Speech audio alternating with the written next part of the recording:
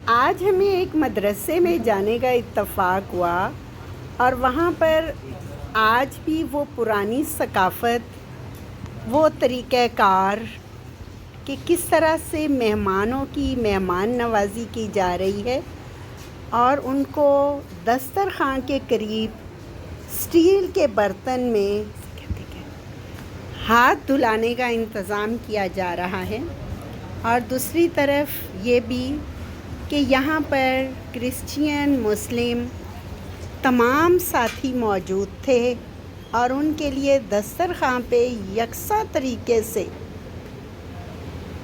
کھانے سے پہلے ہاتھ دھلائے گئے۔ زبردست! یہ ایک سراہی کے ذریعے پانی ڈال کے اور چھوٹے سے اسٹیل کے ٹب میں کیا خوبصورتی سے مہمانوں کی مہمان نوازی کی جا رہی ہے۔